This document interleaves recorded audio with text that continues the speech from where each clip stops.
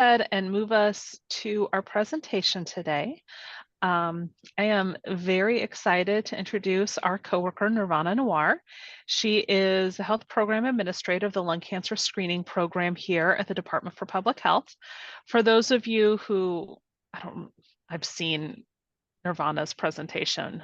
So hopefully I'm not saying something that she has already, that she's going to say in a few minutes.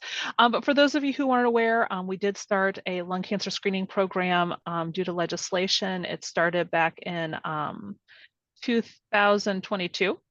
And Nirvana was hired on in October. So she's still fairly new, but I am happily throwing all of the work her direction, and she's doing a wonderful job with it. So she is here today to talk about lung cancer screening, and some of the things that we are doing here at the state. So if you have any questions for Nirvana during her presentation, put them into the chat or put them in the question and answer. And with that, I will stop talking and turn it on over to Nirvana.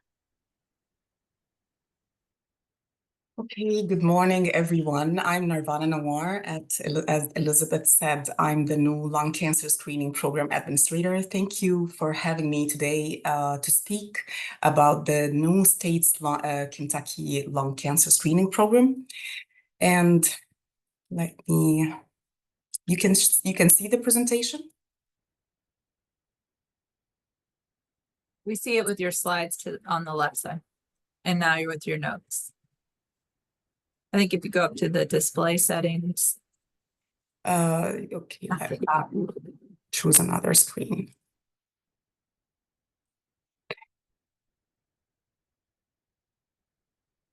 Now? Perfect. Yes, that looks good.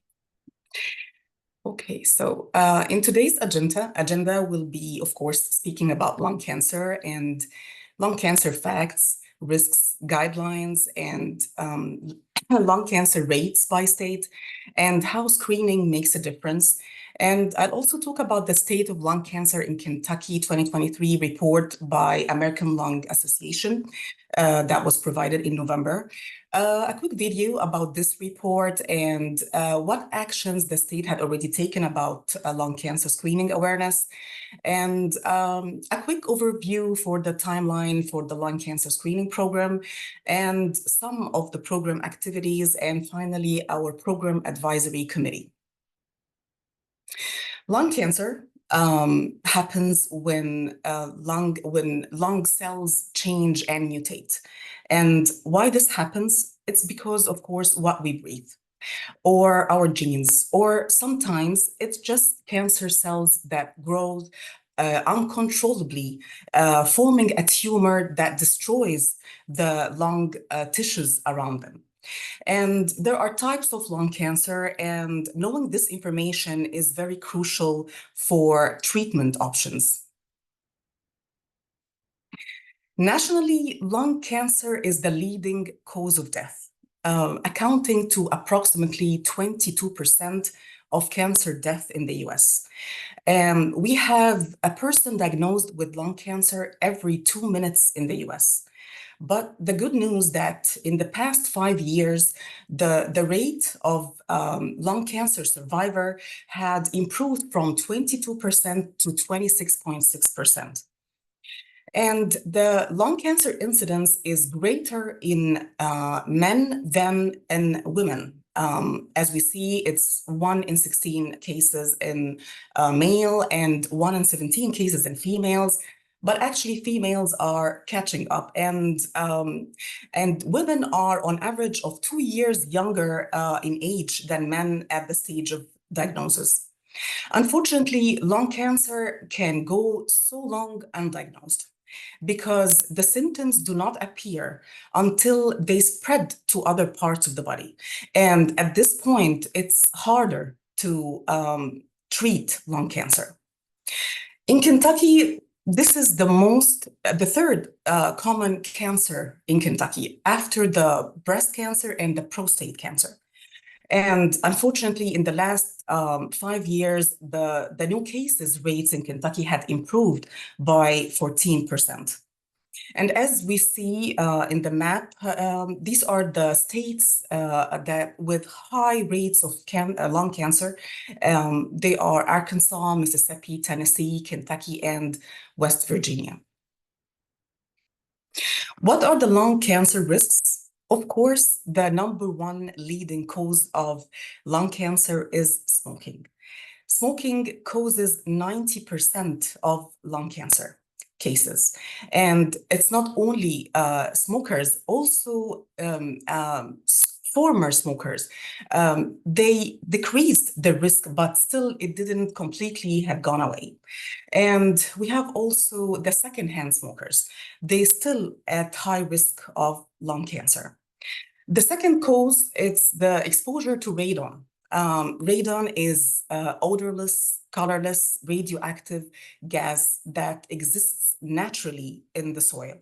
And it comes to homes through gaps and cracks. And in the US, we have 1 out of every 15 homes are subjected to radon exposure. We have also hazardous chemicals, which also are considered dangerous and risk for lung cancer, like chromium, uranium, nickel, and actually some petroleum products also considered dangerous. Particle pollutions, which are tiny mix of tiny liquid and solid particles that we breathe in the air, especially when it comes from exhaust smoke, it considered dangerous and also a risk for lung cancer. And finally, of course, our genes. If your family has a history of lung cancer, you are at high risk of getting the disease. What are the lung cancer screening guidelines? Before March 2021, guidelines were different than after March 2021 because the United States Preventive Services Task Force updated the guidelines. To be eligible for screening, you have to be between the age of 50 and 80. You smoke 20 pack a year, which means smoking a pack daily for 20 years or 2 packs daily for 10 years. And of course, a current smoker or quit within the past 15 years. Before the updated guidelines, it was between the age of 55 to 80 and 30 pack year, which is smoking a pack daily for 30 years or 2 packs daily for 15 years. And also, of course, a current smoker or quit within the last 15 years. As for screening rates in Kentucky, as you see, we had 10.6% of Kentuckians that were at high risk of lung cancer had been screened. And this is significantly higher than the nation rate, which is 4.5%. We are ranked second in lung cancer screening among all states. As for the survival rate, as we see that the 26.6% that are localized, that they are early diagnosed, they fall in the 63% of the 5-year survival rate. But unfortunately, most of the people fall in the 44%, the distant 44%, which they are diagnosed at later stages. And this falls in the 8% survival rate. This shows how screening makes a difference and early detection is very important. Actually, screening improves the survival rate by 20%. In November 2023, American Lung Association had provided us with a report about the state of lung cancer in Kentucky. And here are some rankings where Kentucky fall. As for screening, as I said, we rank second out of 51. Massachusetts comes first, and the worst in screening is California. As for Medicaid coverage, we have fee-for-service coverage for screening. And in early diagnosis, we rank 38 out of 47. The best state is also Massachusetts, and the worst is Hawaii. For the survival rate, we rank 39 out of 42, and the best in the survival rate is Rhode Island, and the worst is Oklahoma. For adult smoking, finally, we're not number one. Thank you. We're number 3 now, and we rank 48 out of 51. And of course, as you all know, that the best state is Utah, and the worst is West Virginia. Unfortunately, for new cases, we are number 1. And we rank 48 out of 38. And of course, the best state is also Utah. And here's a video about this report by Shannon Baker. She's actually one of our committee members. She's the Director of Advocacy for Kentucky and Tennessee with the American Lung Association.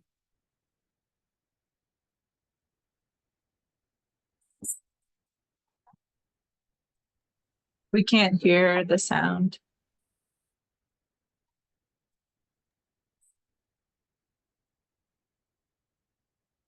Give me 1 second.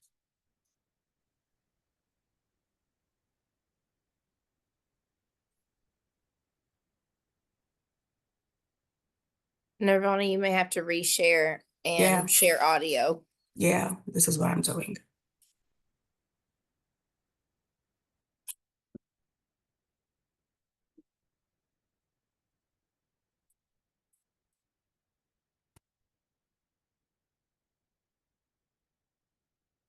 Kentucky has a lot more work to do to improve the survival rates for those with the disease. A look at that now in today's medical news. Lung cancer is the #1 cancer killer across the entire country and even larger than that, right? And the reason for that is because it is typically asymptomatic until it's in its most advanced stages. It's the sad part. Today, we have the highest lung cancer incidence in the nation, and we have the highest lung cancer death rate in the nation. We moved up to second best in the nation for lung cancer screening of high-risk individuals.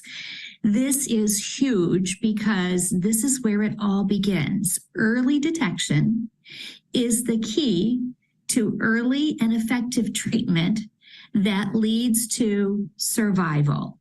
And so this is the first building block in the chain to changing Kentucky's lung cancer story. But we're still only screening 10%-ish of high-risk individuals in our state. We're just talking right now about the high-risk individuals as defined by the United States Preventive Services Task Force. Those people in that age range of 50 to 80 years old with a 20-pack year history, which means a pack a day for 20 years or 2 packs a day for 10 years, and so on. And also have quit in the last 15 years. We need to do better, and we can. We need to reach communities all across Kentucky with access to quality screening. So it's a matter of a focused and ongoing effort to put the processes in place to achieve that goal of broader reach across the state for high-risk individuals. We're in the average range for surgical treatment. Lack of treatment can change when people understand that there are treatments. It should not be a sense of nihilism or fatalism. And for that matter, there are increasing advances in new treatments like immunotherapy and things of that nature. And in Kentucky, we recently passed a biomarker testing coverage bill so that we can now cover the testing for defining or deciding the specific tumor type a patient might have in order to provide targeted therapies. And that's another enormous advancement. And over time, then we begin to move the needle on early treatment. And when you get early treatment because of early detection, you move the needle on survivability. Yes, of course, we have a lot of work still to do in Kentucky. And since I started, I've heard the sentence of quality screening many times.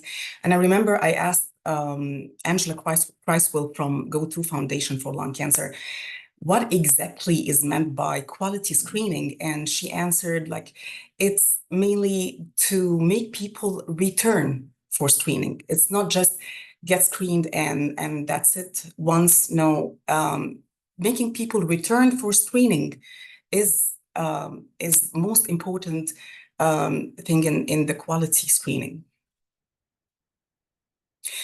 Here's a quick timeline for the lung cancer screening program establishment. In 2022, as Elizabeth mentioned, Kentucky passed a legislation for the establishment of the program. It was the House Bill 219. And this bill, it set 3 goals for the program: to increase the lung cancer screening, to reduce the healthcare costs associated with the lung cancer treatment, and reduce the mortality and morbidity from lung cancer. And also, the bill established an advisory committee for the program. It's composed of stakeholders, experts, and advocates to provide guidance and strategic direction for the program. In 2023, Kentucky passed another bill, which is House Bill 180. This bill requires all public and private health insurance plans to cover the biomarker testing. And as of course, you all may know that biomarker testing, it looks at the genetic profile of patients to determine which treatments are most effective.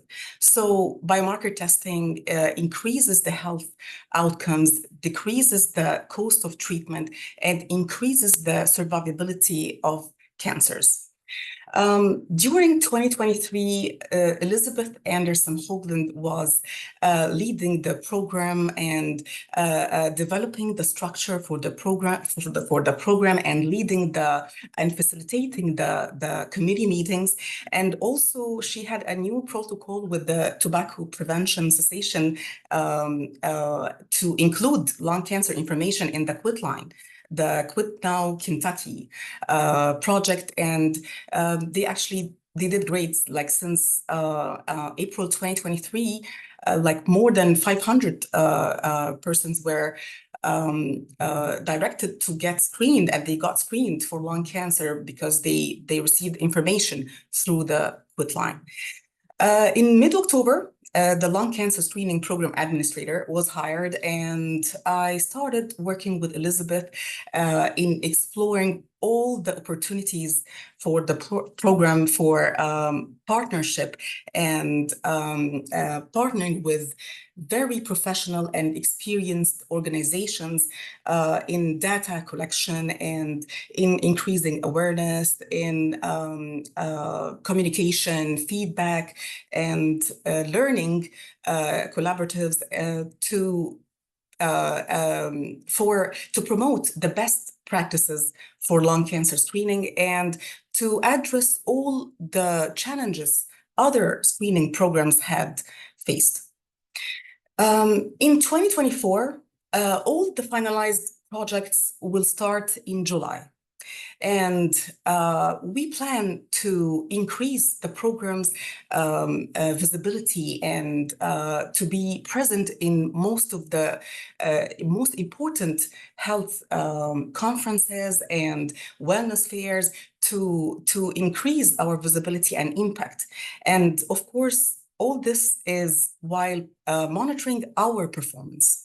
And this is through our stakeholders and monitoring the progress of the projects and making adjustments when needed. In 2025, we are so looking forward to the outcomes from the projects and from the program activities and the feedback. We actually contracted with EQU to create an evaluation plan for the program, and which upon the results, we will be able to move accordingly in a specific direction that help us to build new partnerships. We will know what we need and what we need to eliminate, and we don't need anymore. And of course, it will help us for seeking new grants endeavors. I actually had put these two goals, the new partnerships and the new grants endeavors, as a goal in 2025. But this is actually something that we are looking at since day one. Since the first meeting with a stakeholder I had, me and Elizabeth, actually, because whenever we meet with partners and organizations, we always feel that there are a lot of opportunities that we can be a part of, and the program can help patients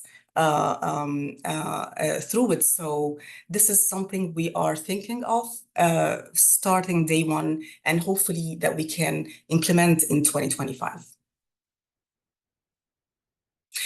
And the state also had actions to increase lung cancer screening awareness.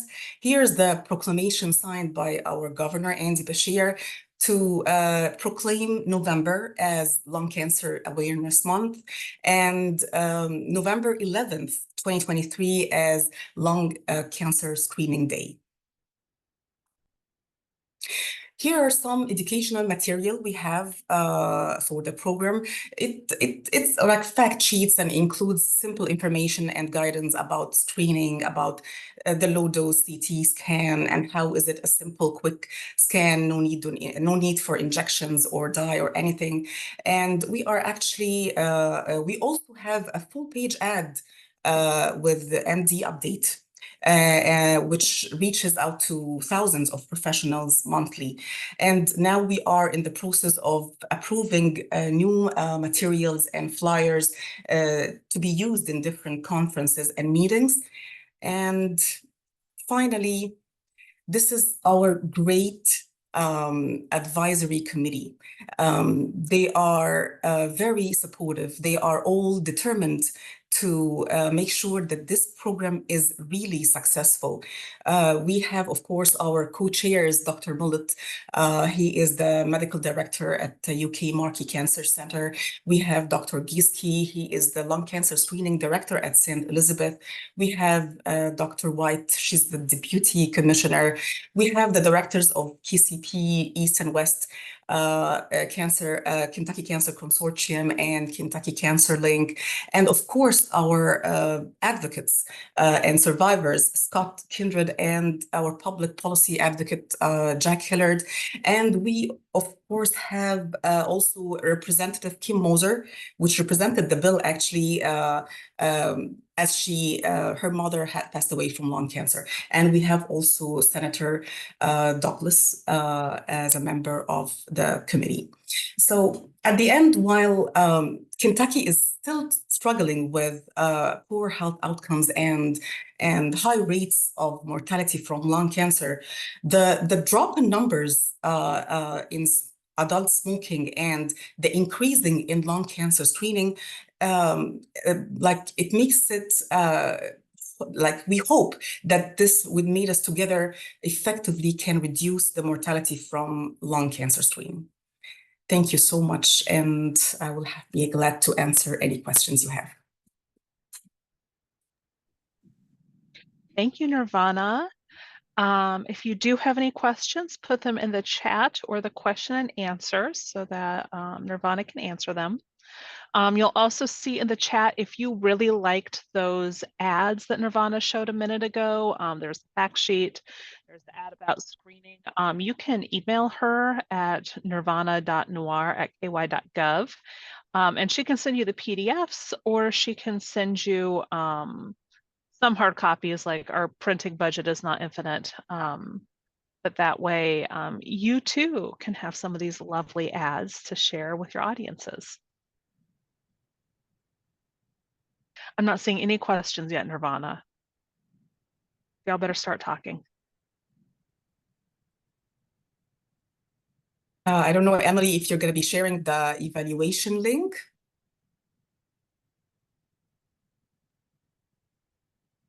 Yes, I'm working on that now. So that evaluation link is in the chat at your convenience. Go ahead and fill that out. It just gives us some feedback for future calls and on this call, and we can best serve you all. So we appreciate that. I'm still not seeing any questions. So I always accept stunned silence. Okay, Tammy does say the information was great. Yeah. So I will go ahead and wrap this up, so I don't keep you all waiting. Thank you so much to Nirvana for speaking with us today. As I said, if you have any questions, if you want any of the materials, go ahead and email Nirvana at nirvana.nawar@ky.gov. She's very helpful. And we will see you all do we have a webinar in April, Emily? We do not. So We do not, we hope to because see you all at our conference. And if you give me a yes. moment, I can pull that registration up as well. I will not see you next month at the webinar, but I will see you at conference. So we will have our annual tobacco control conference that we have with our partners. Hold on, I'm pulling it up now. And that will be at the Embassy Suites in Lexington. Believe it is April 23rd and 24th at the Embassy Suites in Lexington, the US Coldstream. So that's the one that's on, is it Versailles Road, I believe? Yes. And I can put that registration in the chat as well if anyone would like to. Just bear with me. Technology.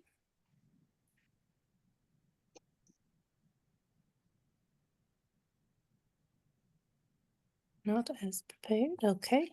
Link. So many links.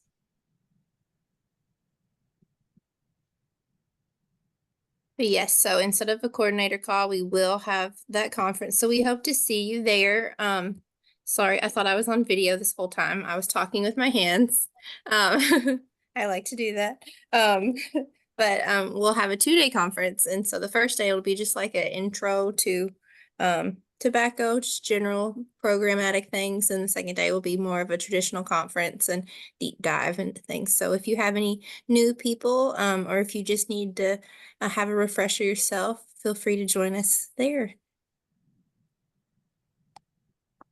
Newtown Pike. Yes. Thank you, Rebecca.